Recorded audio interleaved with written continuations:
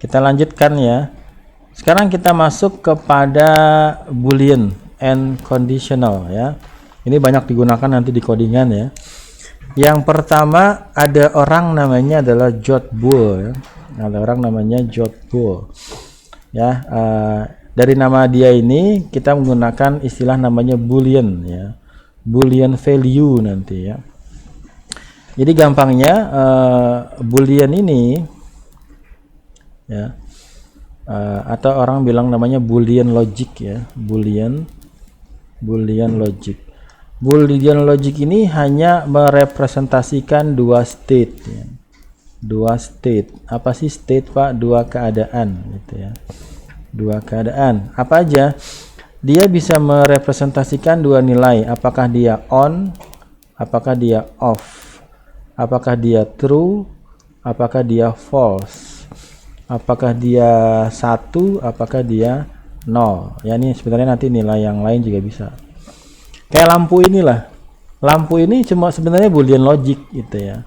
Boolean logicnya apa? Kalau ini berarti on ya, kalau kita matikan berarti dia off. Berarti kalau ini adalah true, kalau mati adalah false ya.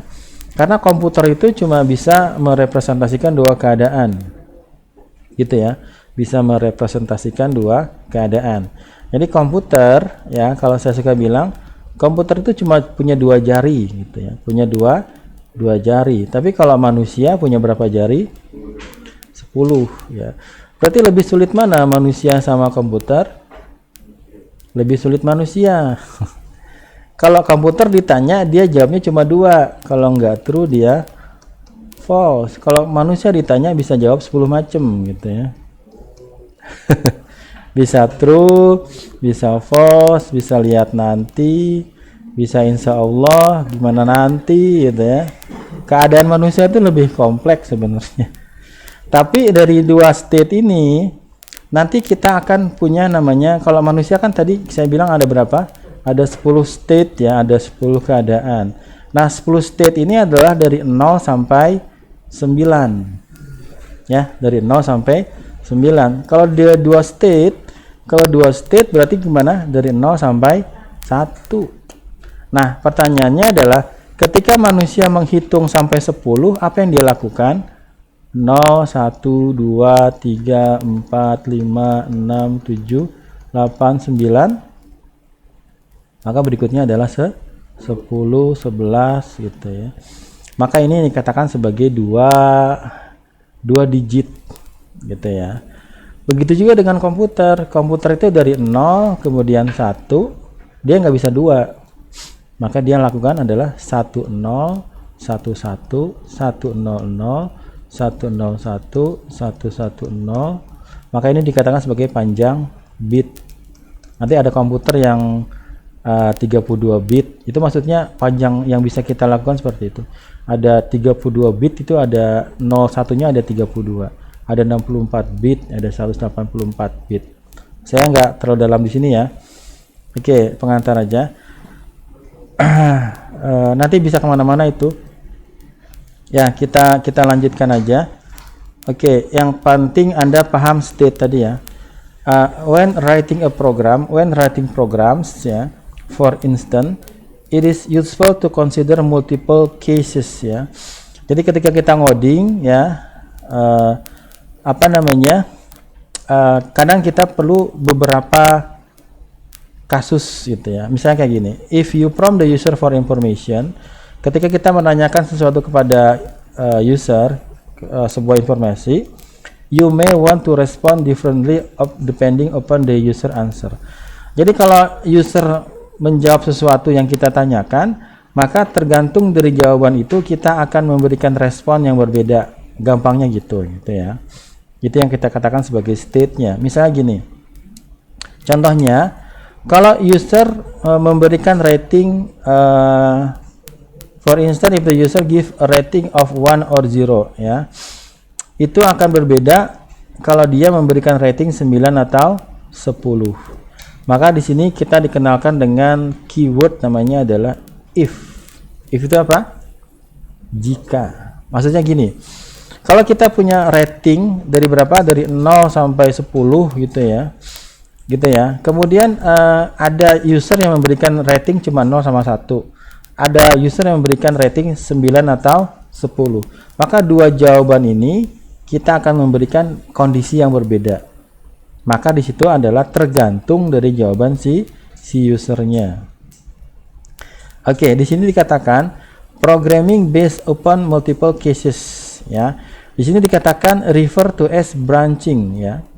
Branching itu gampangnya seperti ini, ya. Style pane, ya. Yang kita pelajarin selama ini itu namanya adalah sequential. Sequential itu apa? Berurutan, gitu ya. Berurutan tuh perintah 1 kita kerjakan, perintah 2 kita kerjakan, perintah 3 kita kerjakan, perintah 4 kita kerjakan. Itu sequential. Sekarang kita masuk kepada saya nggak bahas yang bentuk ketiganya dulu. Bentuk yang kedua istilahnya saya gunakan namanya adalah branching, gitu ya. Nanti di sini ada 3 ya tipenya. Ada yang pertama if, yang pertama adalah if. Yang kedua adalah if else, gitu ya. Yang ketiga adalah if elif else. Nanti ada varian-variannya. Jadi di sini kita ketemu dengan ada satu kondisi, ya. Ada condition yang kalau dipenuhi maka kita lakukan, gitu ya. Atau saya coba ikutin dari sininya aja ya. Oke, programming based upon multiple cases is referred to as branching. Each branch is represented by a different conditional. Tadi sudah saya sampaikan. Kemudian conditional often start with if clause followed by else. Tadi sudah saya sampaikan. Itu adalah bentuk yang kedua. Nanti kita lihat contohnya.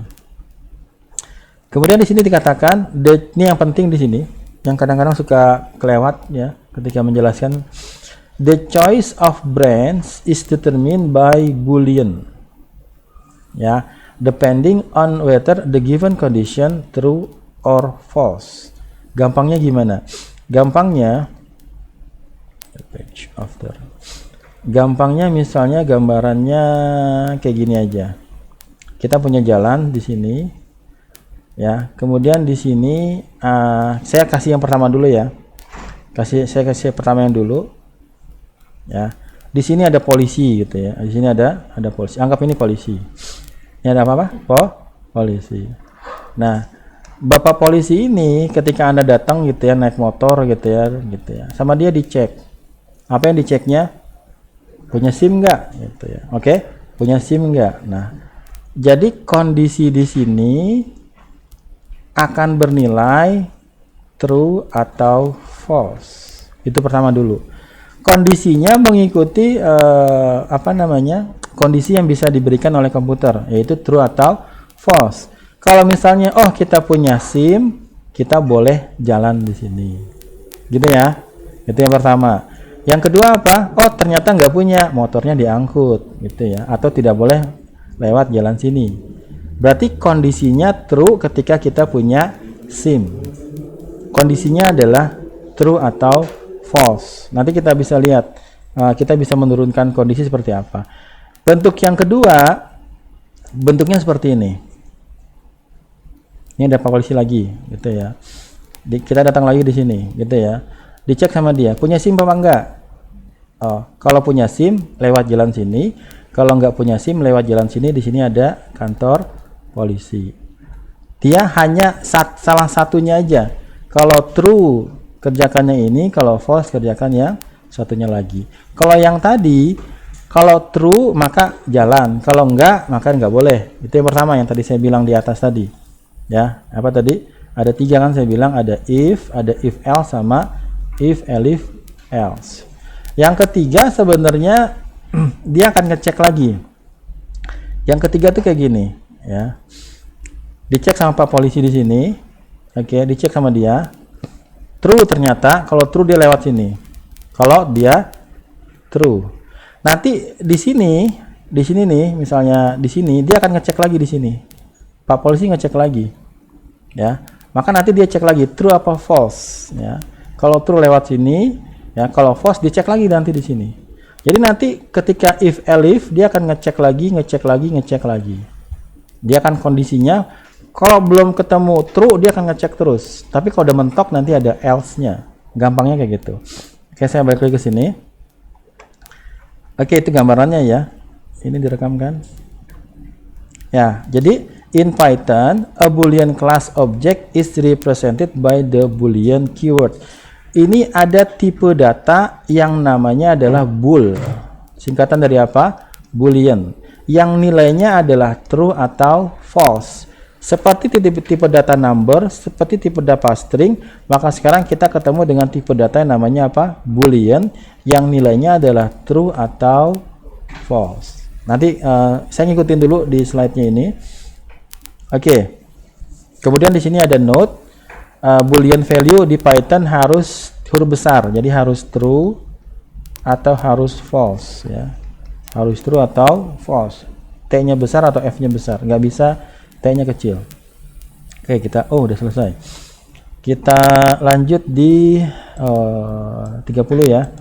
Kita lanjut di 30. Oke, kita lanjut 30. Saya ikutin ini aja.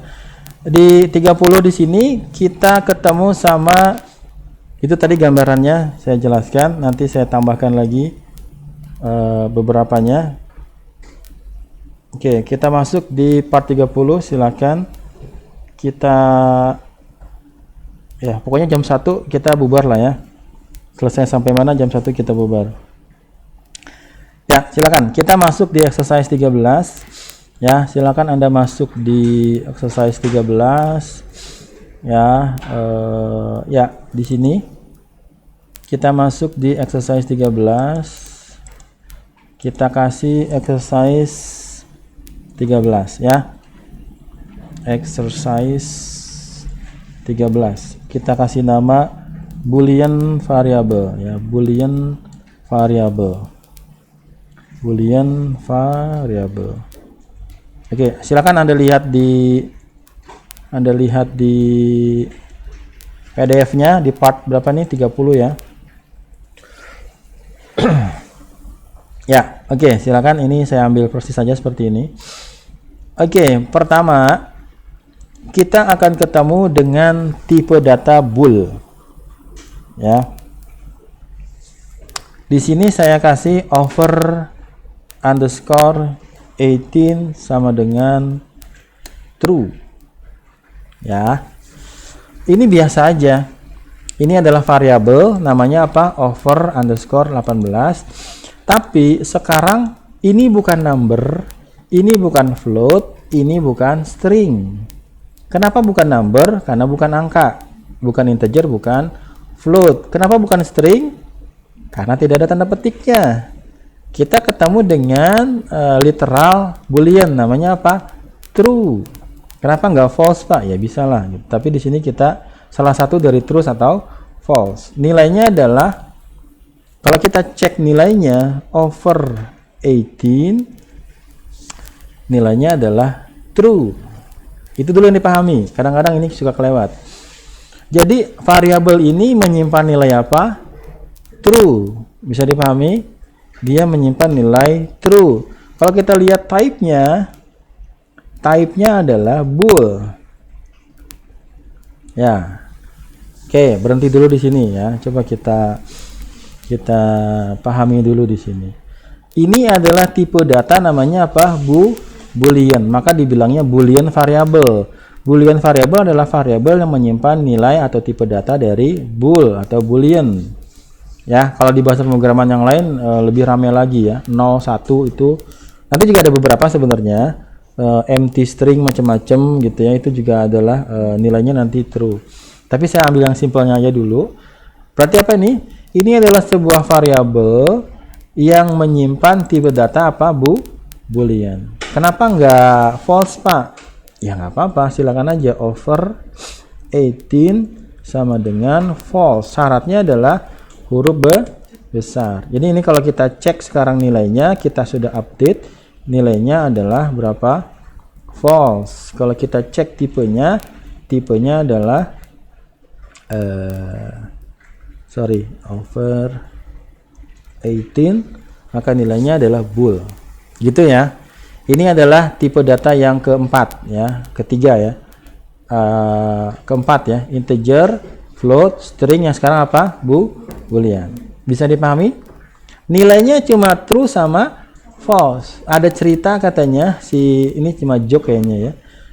Si George Bull ini dia sakit meriang katanya ya. Sakit apa? Sakit panas gitu ya. Siapa tadi namanya? George Bull. Karena dia sakit panas, maka obatnya adalah disiram es katanya. Saya pernah dengar ceritanya. Jadi dia menggigil panas gitu ya, terus sama kakaknya sama adiknya disiram es gitu ya. Bukannya sembuh malah tambah parah, ya kan? True false gitu ya. Oke, itu cuma joke aja. Sepertinya cuma joke aja. Ya, oke, itu adalah tipenya. Saya ikutin di sini aja. Kemudian logical, kita masuk kepada logical operator ya. Logical operator. Di sini kita ketemu dengan operator yang digunakan di tipe data logical ya. Kita ketemu dengan plus, kita ketemu dengan minus, kena kali gitu ya, pangkat gitu ya. Division, integer division, modulus ya. Ini adalah number, operator number. Kita ketemu dengan addition sama multiplication di mana di string. Nah, sekarang kita akan ketemu dengan operator-operator yang digunakan di tipe data logical. Di sini kita ada and ya, ada and. Yang kedua adalah or, yang ketiga adalah not. Yang harus Anda pahami ini adalah operator yang digunakan di tipe data logical. For instance, consider the following proposition ya. Di sini.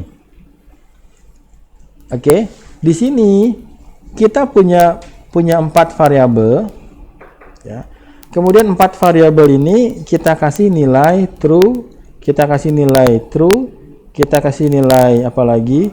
False, sama kita kasih nilai false. Gitu ya. Oke, kita praktekkan aja. Sorry. Oke. Ya, ini adalah logical operator. Kita kasih nama logical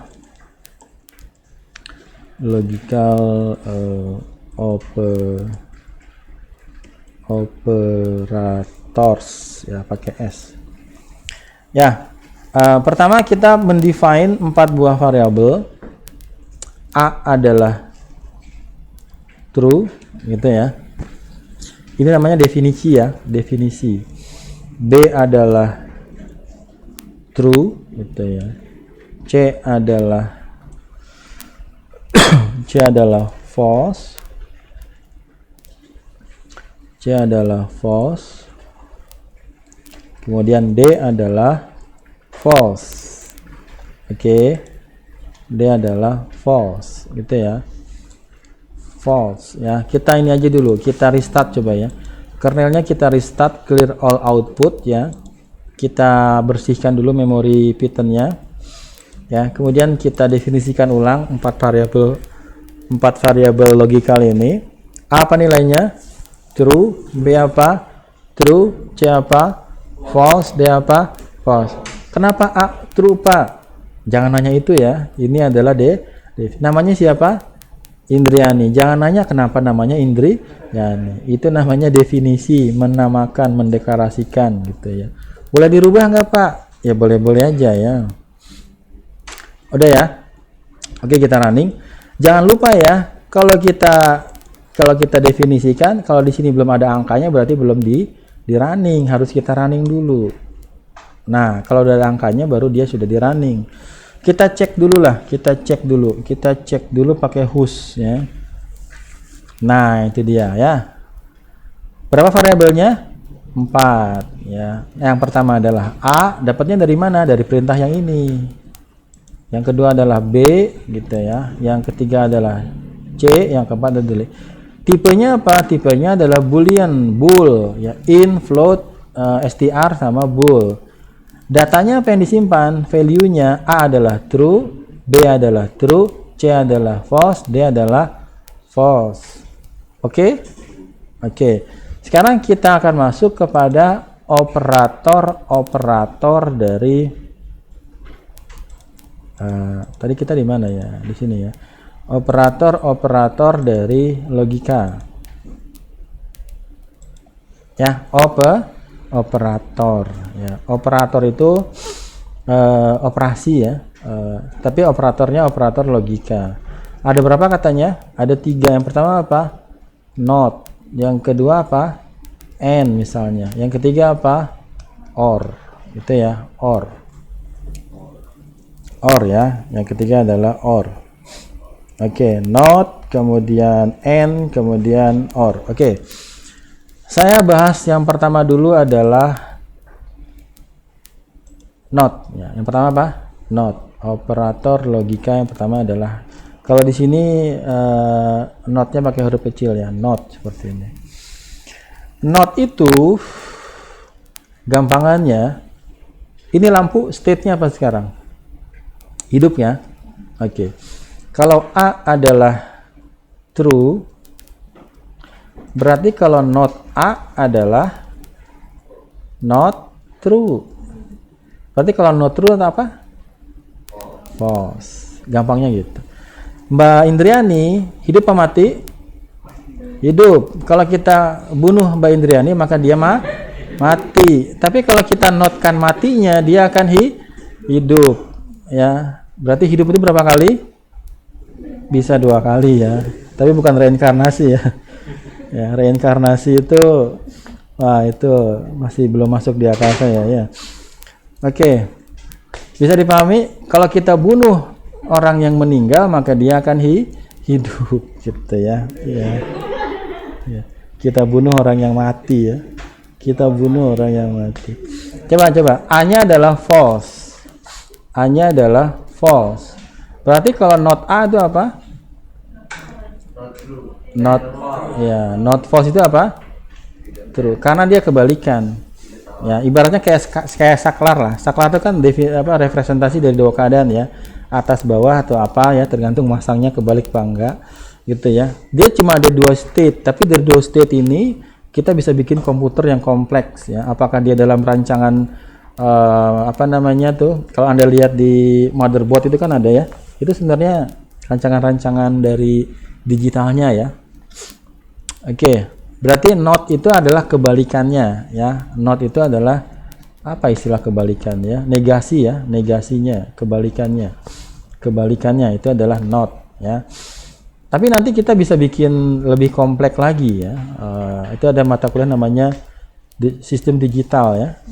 Tapi kita udah nggak sampai situ ya. Waktu zaman kuliah saya masih belajar ya.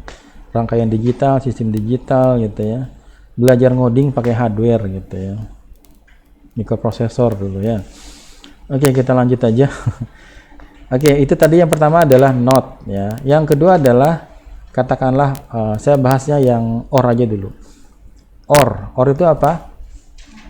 Atau. Oke, atau. Kalau X adalah true, kalau Y adalah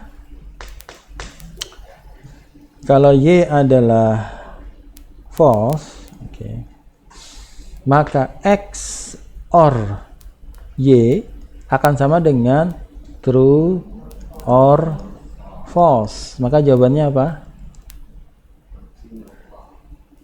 True or false. Jawabannya apa? True. Mbak Indriani. Nah, ini contohnya agak saya bikin agak cepat aja lah, waktu kita terbatas ya. Kalau kita punya or, kalau kita punya n, kalau kita punya x, kalau kita punya y, karena dia harus ada 2 ya. Ada, kalau not 1 aja unary, kalau ini binary. Kalau saya punya xy, saya punya xy, kemudian karena dia 2 variabel, maka di sini ada x or y ya. Kemudian yang kedua di sini ada x ny ya, ada x ny. Di sini karena ada 2 ya, karena ada 2, maka karena dia ada 2 state, maka ada 2 pangkat 2, maka ada 4 gitu ya. Maka di sini bisa true, di sini bisa true, di sini bisa false, di sini bisa false, di sini bisa true, di sini bisa false, di sini bisa true, di sini bisa false. Ini adalah 4 keadaan yang berbeda. True, true, true, false, false, true, false, false. Berarti di sini apa? Di sini adalah true, di sini adalah true, di sini adalah false, di sini ada false. Kenapa ada 4? Kenapa ada 4, Pak? Gimana kalau ada X, ada Y, ada Z? Berarti 2 pangkat 3. Berarti ada berapa? Ada 8. True 4, false 4, terus Y 2 2 2 2 baru 1 1 1 gitu ya. Kombinasinya ya. Berarti ini apa? Di sini true, di sini false, di sini true, di sini false. Oke. Mbak Indriani, mau minum kopi apa mau minum teh? Atau pilihannya Mbak Indriani ini nih. Ya, X-nya apa tadi? X-nya adalah kopi, Y-nya apa tadi?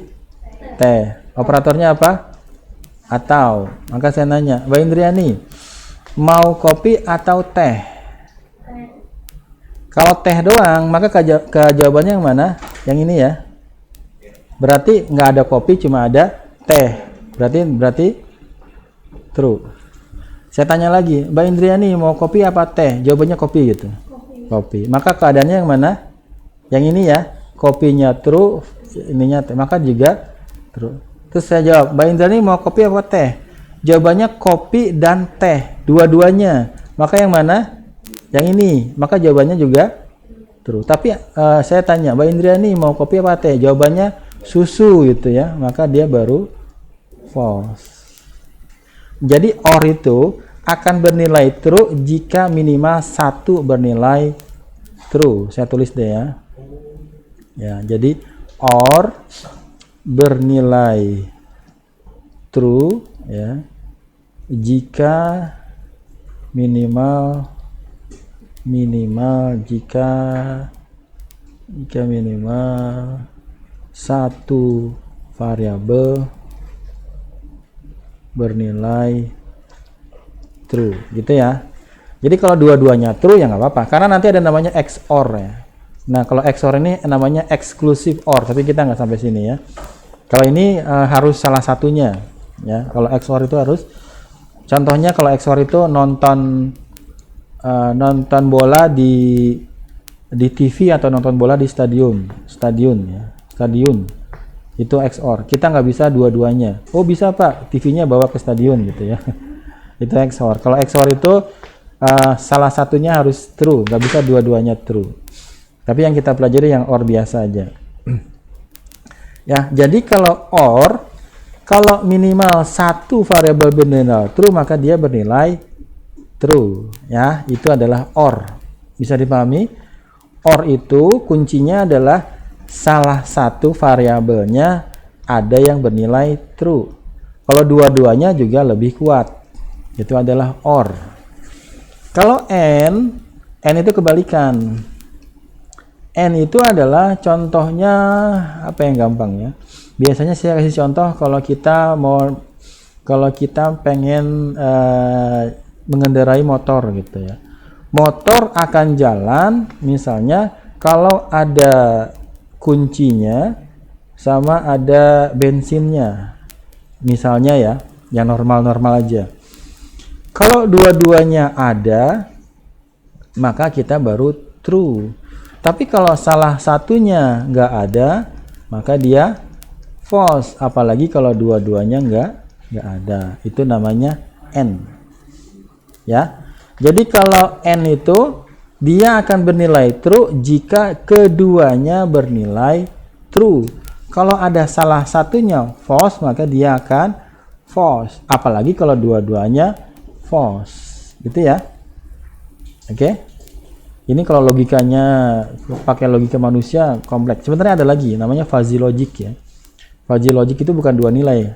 Nilai di antara 0 dan 1 itu banyak nilai ya. Namanya fuzzy logic. Bisa dipahami ini? Kalau bisa saya kasih nanya. Terakhir saya nanya ke siapa? Terakhir siapa tanya? Saya lupa.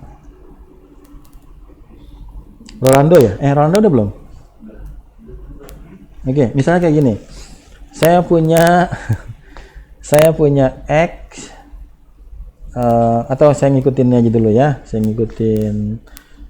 ngikutin PDF-nya. Ini sudah ya.